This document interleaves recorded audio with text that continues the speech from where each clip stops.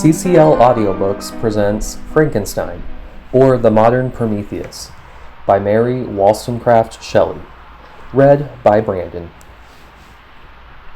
Chapter 7. On my return, I found the following letter from my father. My dear Victor, you have probably waited impatiently for a letter to fix the date of your return to us, and I was at first tempted to write only a few lines, merely mentioning the day on which I should expect you. But that would be a cruel kindness, and I dare not do it. What would be your surprise, my son, when you expected a happy and glad welcome, to behold, on the contrary, tears and wretchedness? And how, Victor, can I relate our misfortune? Absence cannot have rendered you callous to our joys and griefs, and how shall I inflict pain on my long-absent son? I wish to prepare you for the woeful news, but I know it is impossible. Even now your eye skims over the page to seek the words which are to convey to you the horrible tidings. William is dead. That sweet child, whose smiles delighted and warmed my heart, who was so gentle, yet so gay. Victor, he is murdered. I will not attempt to console you, but will simply relate the circumstances of the transaction. Last Thursday, May 7th, I, my niece, and your two brothers went to walk in Plainpalais. The evening was warm and serene, and we prolonged our walk farther than usual. It was already dusk before we thought of returning, and then we discovered that William and Ernest, who had gone on before, were not to be found. We accordingly rested on a seat until they should return. Presently Ernest came, and inquired if we had seen his brother. He said that he had been playing with him, that William had run away to hide himself, and that he vainly sought for him, and afterwards waited for a long time, but that he did not return. This account rather alarmed us, and we continued to search for him until night fell, when Elizabeth conjectured that he might have returned to the house. He was not there. We returned again with torches, for I could not rest when I thought that my sweet boy had lost himself and was exposed to all the damps and dews of night. Elizabeth also suffered extreme anguish. About 5 a.m, I discovered my lovely boy, whom the night before I had seen blooming and active in health, stretched on the grass, livid and motionless. The print of the murderer's fingers was on his neck. He was conveyed home, and the anguish that was visible in my countenance betrayed the secret to Elizabeth. She was very earnest to see the corpse. At first I attempted to prevent her, but she persisted, and entering the room where it lay, hastily examined the neck of the victim, and clasping her hands, exclaimed, "Oh God, I have murdered my darling child!" She fainted, and was restored with extreme difficulty. When she again lived, it was only to weep and sigh. She told me that the same evening William had teased her to let him wear a very valuable miniature that she possessed of your mother. This picture is gone, and was doubtless the temptation which urged the murderer to the deed. We have no trace of him at present, although our exertions to discover him are unremitted. But they will not restore my beloved William. Come, dearest Victor, you alone can console Elizabeth. She weeps continually, and accuses herself unjustly as the cause of his death.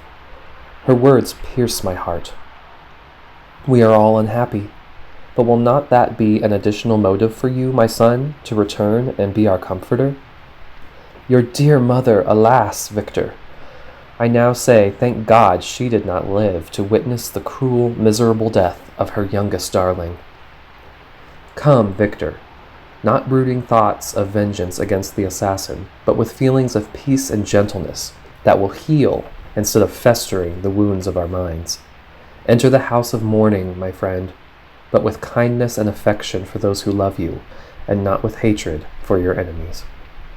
Your affectionate and afflicted father, Alphonse Frankenstein. Geneva, May 12th.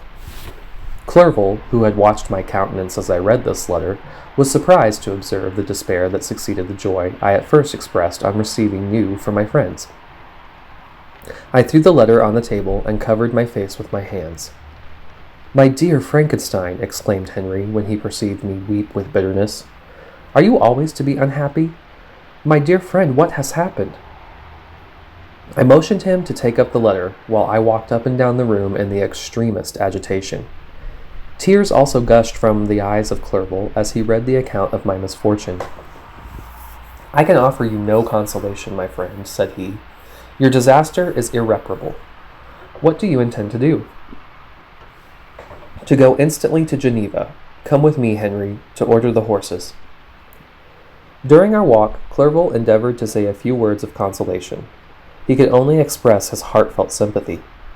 "Poor William," said he. "Dear lovely child, he now sleeps with his angel mother. Who that had seen him bright and joyous in his young beauty, but must weep over his untimely loss? To die so miserably, to feel the murderer's grasp. How much more a murder that could destroy radiant innocence? Poor little fellow, one only consolation have we. His friends mourn and weep, but he is at rest. The pang is over. His sufferings are at an end forever. A sod covers his gentle form, and he knows no pain. He can no longer be a subject for pity. We must reserve that for his miserable survivors." Clerval spoke thus as we hurried through the streets. The words impressed themselves on my mind, and I remembered them afterwards in solitude. But now, as soon as the horses arrived, I hurried into a cabriolet and bade farewell to my friend. My journey was very melancholy. At first I wished to hurry on, for I longed to console and sympathize with my loved and sorrowing friends. But when I drew near my native town, I slackened my progress. I could hardly sustain the multitude of feelings that crowded into my mind. I passed through scenes familiar to my youth, but which I had not seen for nearly 6 years. How altered everything might be during that time! One sudden and desolating change had taken place, but 1,000 little circumstances might have, by degrees, worked other alterations, which, although they were done more tranquilly, might not be the less decisive. Fear overcame me. I dared no advance, dreading 1,000 nameless evils that made me tremble, although I was unable to define them. I remained 2 days at Lausanne, in this painful state of mind. I contemplated the lake. The waters were placid. All around was calm, and the snowy mountains, the palaces of nature, were not changed. By degrees, the calm and heavenly scene restored me, and I continued my journey toward Geneva. The road ran by the side of the lake, which became narrower as I approached my native town. I discovered more distinctly the black sides of Jura and the bright summit of Mont Blanc. I wept like a child.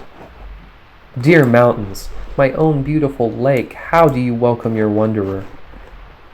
Your summits are clear, the sky and lake are blue and placid. Is this to prognosticate peace, or to mock at my unhappiness? I fear, my friend, that I shall render myself tedious by dwelling on these preliminary circumstances.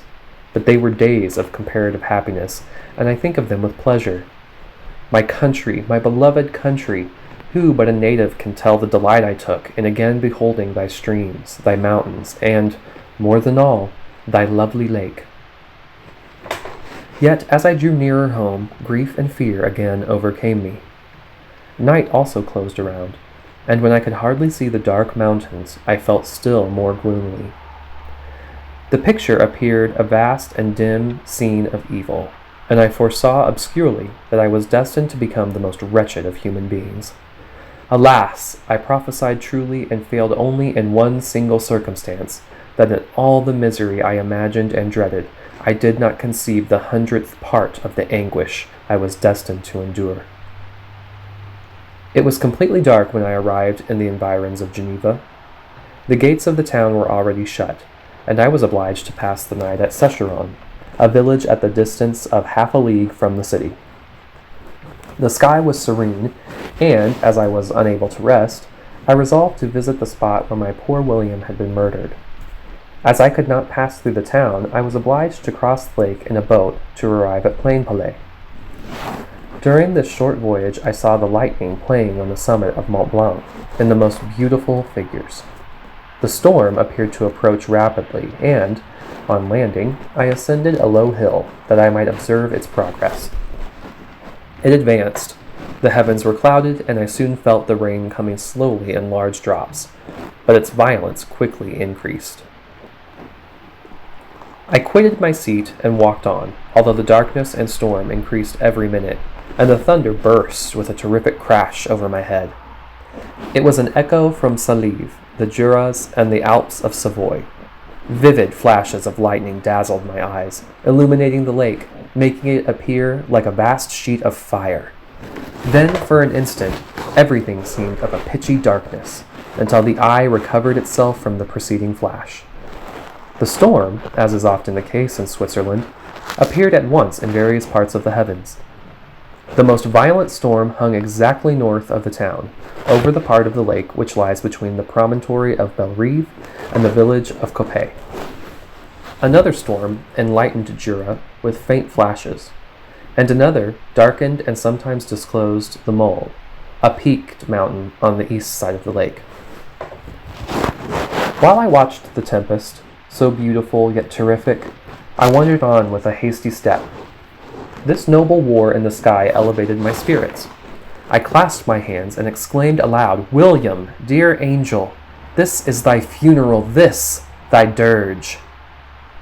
As I said these words, I perceived in the gloom a figure which stole from behind a clump of trees near me.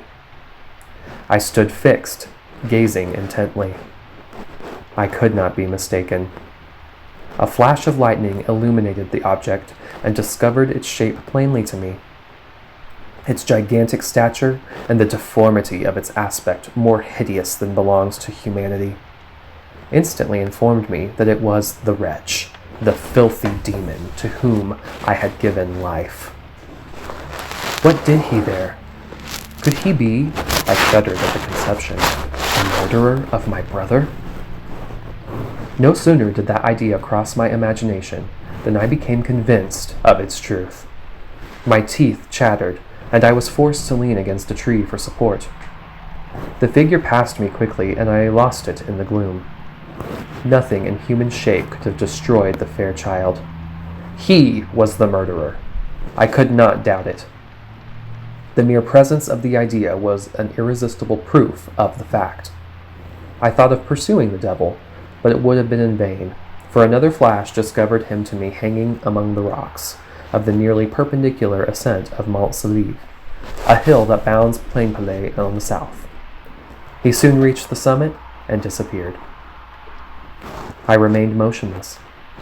The thunder ceased, but the rain still continued, and the scene was enveloped in an impenetrable darkness. I revolved in my mind the events which I had until now sought to forget.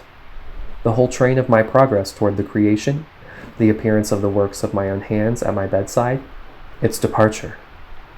2 years had now nearly elapsed since the night on which he first received life. And was this his first crime?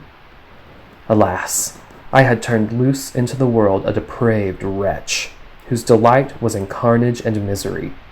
Had he not murdered my brother?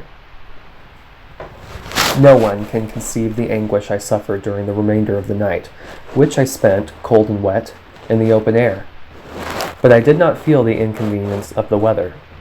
My imagination was busy in scenes of evil and despair. I considered the being whom I had cast among mankind, and endowed with the will and power to effect purposes of horror, such as the deed which he had now done, nearly in the light of my own vampire, my own spirit let loose from the grave, and forced to destroy all that was dear to me.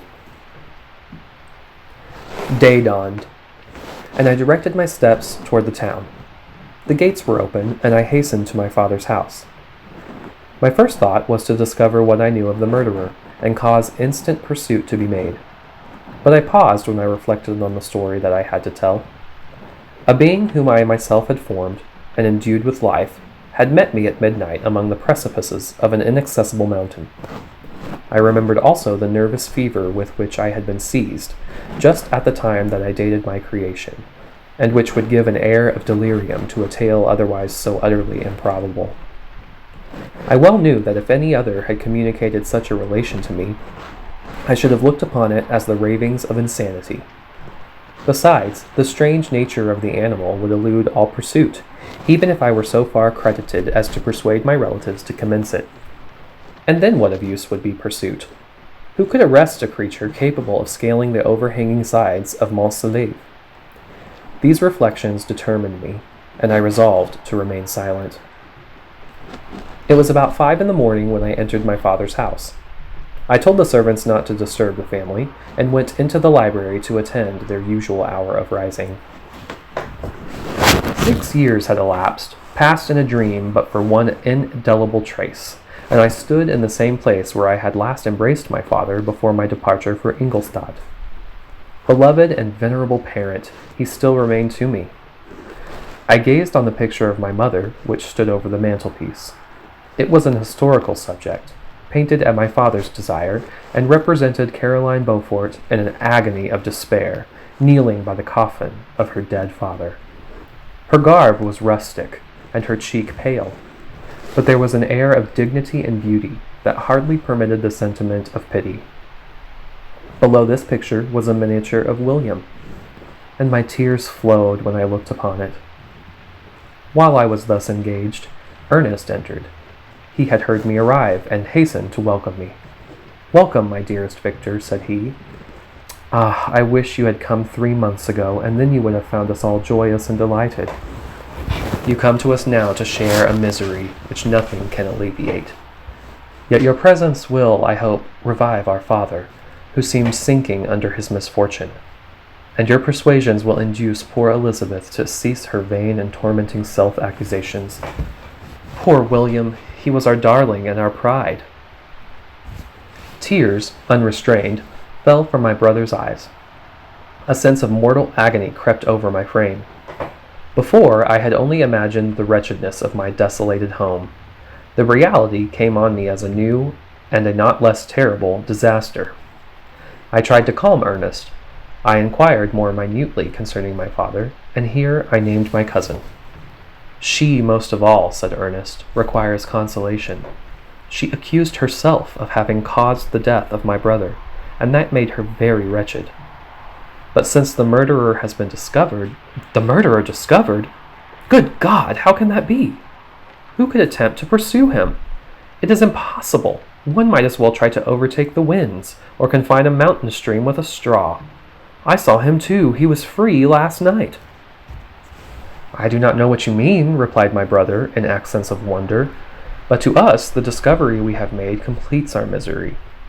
No one would believe it at first, and even now Elizabeth will not be convinced, notwithstanding all the evidence. Indeed, who would credit that Justine Moritz, who was so amiable and fond of all the family, could suddenly become so capable of so frightful, so appalling a crime? Justine Moritz! Poor, poor girl, is she the accused? But it is wrongfully. Everyone knows that. No one believes it, surely, Ernest." "No one did at first, but several circumstances came out that have almost forced conviction upon us, and her own behavior has been so confused as to add to the evidence of facts a weight that, I fear, leaves no hope for doubt. But she will be tried today, and you will then hear all." He then related that, the morning on which the murder of poor William had been discovered, Justine had been taken ill, and confined to her bed for several days. During this interval, one of the servants, happening to examine the apparel she had worn on the night of the murder, had discovered in her pocket the picture of my mother, which had been judged to be the temptation of the murderer. The servant instantly showed it to one of the others, who, without saying a word to any of the family, went to a magistrate, and, upon their deposition, Justine was apprehended. On being charged with the fact, the poor girl confirmed the suspicion in a great measure by her extreme confusion of manner. This was a strange tale, but it did not shake my faith, and I replied earnestly, "You are all mistaken. I know the murderer. Justine, poor good Justine, is innocent." At that instant my father entered. I saw unhappiness deeply impressed on his countenance, but he endeavored to welcome me cheerfully, and, after we had exchanged our mournful greeting, would have introduced some other topic than that of our disaster, had not Ernest exclaimed, "Good God, Papa! Victor says that he knows who was the murderer of poor William." "We do also, unfortunately," replied my father. For indeed, I had rather have been forever ignorant than have discovered so much depravity and ungratitude in one I valued so highly. My dear father, you are mistaken. Justine is innocent. If she is, God forbid that she should suffer as guilty. She is to be tried today, and I sincerely hope, that she will be acquitted. This speech calmed me. I was firmly convinced in my own mind that Justine, and indeed every human being, was guiltless of this murder. I had no fear, therefore, that any circumstantial evidence could be brought forward strong enough to convict her. My tale was not one to announce publicly. Its astounding horror would be looked upon as madness by the vulgar. Did any one indeed exist except I, the creator, who would believe, unless his senses convinced him, in the existence of the living monument of presumption and rash ignorance which I had let loose upon the world? We were soon joined by Elizabeth. Time had altered her since I last beheld her. It had endowed her with loveliness surpassing the beauty of her childish years. There was the same candor, the same vivacity, but it was allied to an expression more full of sensibility and intellect. She welcomed me with the greatest affection. Your arrival, my dear cousin, said she, fills me with hope. You perhaps will find some means to justify my poor guiltless Justine. Alas, who is safe if she be convicted of crime? I rely on her innocence as certainly as I do upon my own. Our misfortune is doubly hard to us. We have not only lost that lovely darling boy, but this poor girl, whom I sincerely love, is to be torn away by even a worse fate. If she is condemned, I shall never know joy more. But she will not, and I am sure she will not, and then I shall be happy again, even after the sad death of my little William. She is innocent, my Elizabeth, said I, and that shall be proved. Fear nothing, but let your spirits be cheered by the assurance of her acquittal. How kind and generous you are! Everyone else believes in her guilt, and that made me wretched, for I knew that it was impossible. And to see everyone else prejudiced in so deadly a manner rendered me hopeless and despairing. She wept. Dearest niece, said my father, dry your tears. If she is, as you believe, innocent, rely on the justice of our laws, and the activity with which I shall prevent the slightest shadow of partiality.